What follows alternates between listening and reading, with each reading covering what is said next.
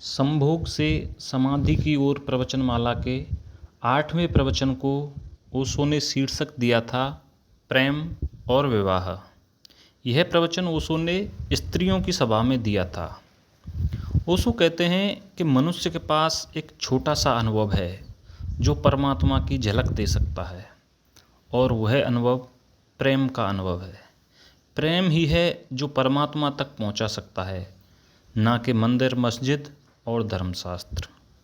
और जिनके जीवन में प्रेम की झलक ही नहीं है, वे परमात्मा को नहीं पा सकते, क्योंकि प्रेम का अनुभव ही बड़ा होकर परमात्मा का अनुभव बनता है। और हमारी पूरी की पूरी व्यवस्था प्रेम के विरोध में खड़ी है, और हम इसी परिवार और समाज की व्यवस्था को महान बताए चले जाते हैं। करोड़ों अरबों लोगों में से कोई एकाध व्यक्ति के जीवन को छोड़कर हमारे पास कुछ नहीं है। राम, कृष्ण, बुद्ध, महावीर जैसे कुछ ही व्यक्ति उस ऊंचाई तक पहुंच सके। अगर समाज महान है तो करोड़ों अरबों लोग उस ऊंचाई तक पहुंचने चाहिए थे, और उन नामों के साथ भी हमने बड़ा अन्याय किया है। इसका कारण एक बुनियादी भूल है। वह है कि हम अब तक प्रेम को जीवन का केंद्र नहीं बना पाए, और जिन कारणों से प्रेम जीवन का केंद्र नहीं बन सका, उन्हीं कारणों को हम सम्मान दे रहे हैं।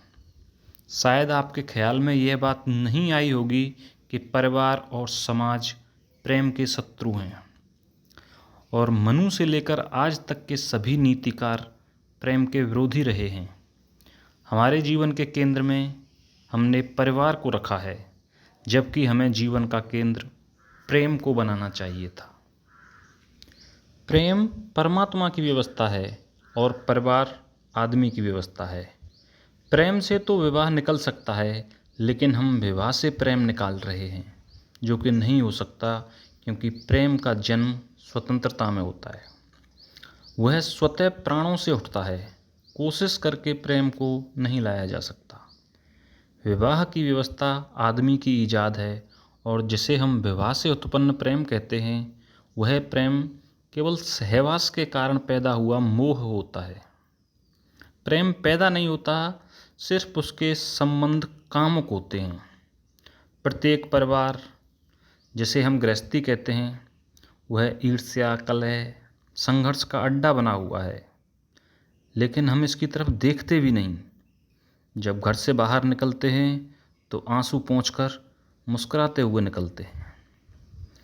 वैश्या पैदा होती है विवाह के कारण, क्योंकि जो प्रेम परिवार में उपलब्ध होना चाहिए था वह नहीं हुआ। फिर आदमी उस प्रेम को बाहर खोजता है, और अब तो पुरुष वैश्याएं भी उपलब्ध हैं। जिस समाज को वैश्याओं जैसी अनैतिक संस्था ईजाद करनी पड़ती है, वह समाज बुनियादी तौर पर निश्चित ही अनैतिक होगा, अन्यथा इन अनैतिक कामों की ईजाद नहीं होती।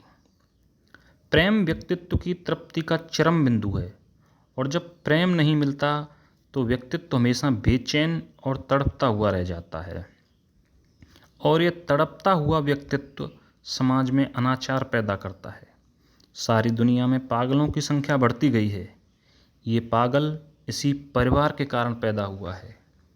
प्रत्येक क्षण लोग आत्महत्या कर रहे हैं, और हम समाज की महानता की दुहाई दिए चले जा रहे हैं। मनोवैज्ञानिक कहते हैं कि 4 आदमियों में से 3 आदमी एब नॉर्मल, असामान्य हो गए हैं। अगर ऐसा ही रहा तो कल चारों ही आदमी रुग्ण हो जाएंगे, फिर सोचने वाले भी शेष नहीं रह जाएंगे। प्रेम के बिना मनुष्य स्वस्थ नहीं हो सकेगा।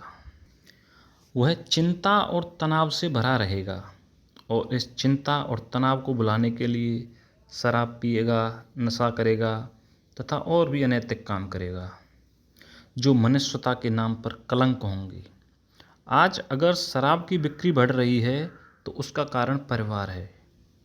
परिवार ने आदमी को इस हालत में ला दिया है कि वह कैसे भी उससे राहत पाना चाहता है, और नशे में बेहोश होकर राहत महसूस करता है। यह जीवन दुख नहीं है, इसे हम दुख खुद बनाए हुए हैं।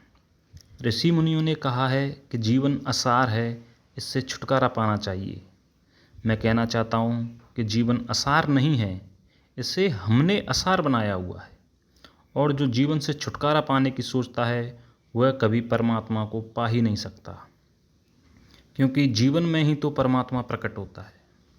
पूरा का पूरा समाज इस मानसिक बीमारी से ग्रस्त है, और बड़े मज़े की बात है कि जब एक सी बीमारी सभी को हो जाए तो वह बीमारी मालूम नहीं पड़ती है। मेरी नज़र में इस बीमारी का मूल कारण यह है कि हमने मनुष्य जाति को प्रेम की जगह विवाह के बंधन में बांध दिया।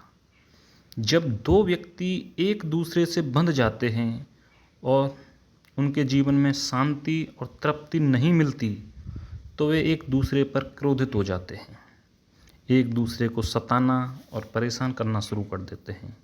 उनका प्रत्येक क्षण एक चिंता और दुख से भर जाता है, और इसी चिंता और दुख के बीच बच्चों का जन्म होता है। वे बच्चे पैदाइश से ही विकृत हो जाते हैं। मेरी समझ में जिस दिन मनुष्य जाति आदमी के पूरे विज्ञान को समझ लेगी, उस दिन शायद हमको पता चलेगा कि दुनिया में जो थोड़े से अद्भुत लोग हुए हैं, उनके जीवन का पहला अणु उनके माता पिता के प्रेम से परिपूर्ण रहा होगा। क्योंकि जब स्त्री और पुरुष परिपूर्ण प्रेम के तल पर मिलते हैं तो उनका संभोग होता है, वह आध्यात्मिक स्तर का होता है। उनके केवल शरीर ही नहीं मिलते, आत्माएं भी मिलती हैं, और ऐसे ही शुभ अवसर पर ऐसी महान आत्माएं जन्म ले सकती हैं। यह मिलन उतना ही अनूठा और महत्वपूर्ण है जितना किसी योगी की समाधि। अगर नई मनुष्यता को जन्म देना है तो सेक्स की पवित्रता को स्वीकार करना होगा, क्योंकि जीवन उसी से जन्म लेता है। सेक्स पाप नहीं है, हमने उसे पाप बना दिया है। मेरे देखे जो भी चीज़ प्रेम से रहित है वही पाप है।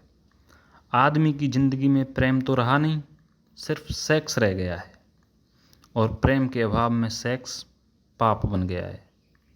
हिंदू शास्त्र कहते हैं कि पति को परमात्मा मानो, लेकिन बिना प्रेम के यह संभव नहीं है।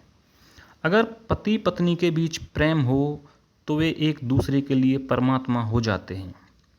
जितना प्रेम पति पत्नी के बीच होता है, उसी अनुपात में वे अपने बेटे बेटियों को भी प्रेम करते हैं।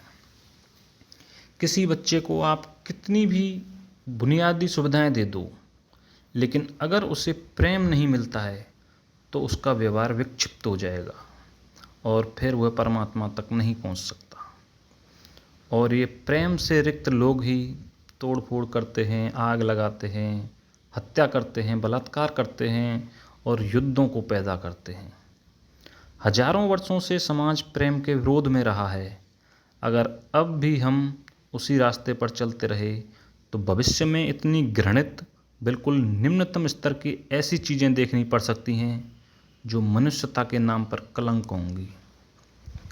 मनुष्य जाति को परमात्मा के निकट लाना है तो सर्वप्रथम मनुष्य जाति को प्रेम के निकट लाना होगा। अगर आप चाहते हैं कि भविष्य में तैमूरलंग, चंगेज खान, हिटलर, मुसोलिनी, स्टालिन जैसे हत्यारे फिर से पैदा ना हों, तो प्रेम को केंद्र में लाइए।